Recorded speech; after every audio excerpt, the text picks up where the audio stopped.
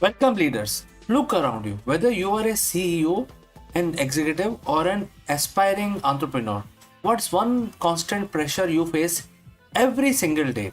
It is the relentless, unyielding pursuit of results, quarterly earnings, shareholder value, market share, KPIs, ROIs. These metrics aren't just numbers, they are very heartbeat of the modern business, dictating strategy, defining success, and often consuming your lives.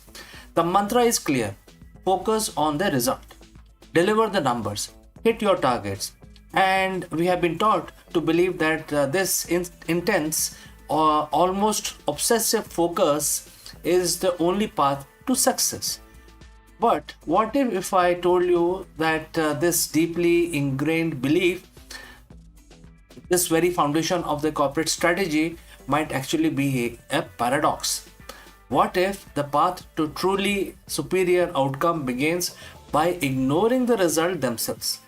Think about it. This result driven mindset often creates immense pressure. It leads to short term thinking, cutting corners, and a perpetual state of anxiety. We are constantly looking over our shoulder, predicting the future, and reacting to the market fluctuations. It fuels burnout, stifles innovation, and often ironically lead to suboptimal long-term performance. We've all seen it. The CEOs have, micromanage every detail, terrified of missing a target. The team that scrambles to meet an arbitrary deadline, sacrificing quality. The leader whose mood is entirely dictated by the latest stock price. This isn't sustainable, and frankly, it is not truly effective leadership. There is a better way, a more profound approach that has been articulated for thousands of years. Today, we are going to unlock a secret, a paradox that comes not from the latest business school textbook but from an ancient text, Bhagavad Gita, specifically chapter 2, verse 47. While it might seem counterintuitive to look at the spiritual scripture for business advice, remember the true wisdom transcends time and context. The Gita is a dialogue about duty, action, and purpose, theme that resonate deeply in any leadership role. This verse offers a revolutionary perspective on action and outcome, a perspective that can transform you how you lead, how you can perform, and how you experience your role as a CEO. Let's break it down. The word state, and in English it translates to something like this: you have the right to perform your prescribed duty, but you are not entitled to the fruits of the action. Never consider yourselves the cause of the result of your activities, and never be attached to not doing your duty. Now, let's that sink in. You are not entitled to the fruits of the action, and never consider yourselves the cause of the result. This isn't about apathy or laziness, quite the opposite. It's a profound call to action without an attachment. This is the core of the CEO's paradox. It's not about ignoring your duties or shirking responsibilities. It's about radical shift in the mindset regarding your relationship with the outcome. First, focus on the process, not just the price. Instead of being consumed by the what of the result, this philosophy urges you to fully immerse yourself in the how. How are you building a team? How are you crafting the strategy? How are you communicating? When you dedicate your entire being to the quality of your effort, the process itself becomes a reward. Second, you are not the sole cause. This is crucial.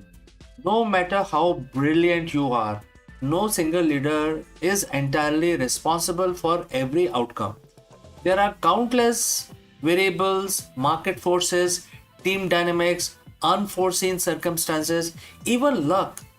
Attributing every success or failure solely to yourself is an ego trap that leads to either inflated pride or crushing self blame. The Gita reminds us that we are player in a larger game. Our role is to play it skillfully, not to control every single domino. Third, freedom from anxiety. When you detach from the fruit of your labor, you liberate yourself from the crushing anxiety of the success or failure. You are free to innovate, to take calculated risk, to pivot without the paralyzing fear of what if. You can execute your duties with a calm, clear mind, which almost always lead to better decisions and superior execution. So, how does a modern CEO apply this ancient wisdom in today's high stake environment? First, define clear duties, release outcome grip, set ambitious goals, absolutely, but once the strategy is in motion, shift your internal focus from prediction of the results to the quality of your input. Focus on empowering your teams, refining processes, and fostering a culture of excellence. The result will be a natural byproduct. Second, embrace the iterative process. Understanding that you're not the sole cause means you're open to feedback, adjustments, and learning from failures. Every action is a lesson, not just a binary success or failure. Next, cultivate present moment leadership.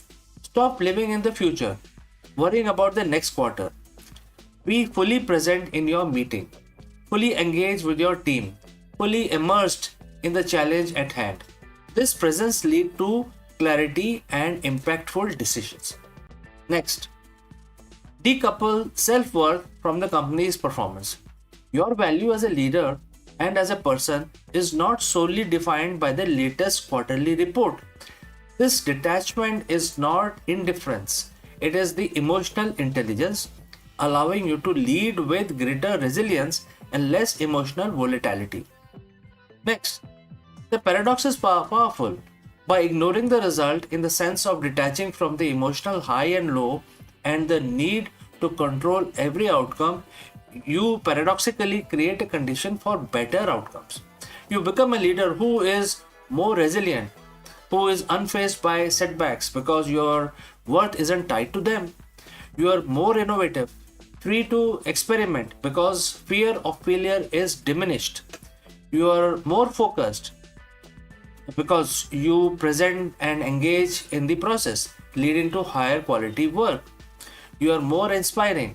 Your calm and purposeful approach will naturally inspire your team to perform at their best, creating a healthier, more productive environment. This isn't about being passive, it's about active, conscious, and highly effective leadership.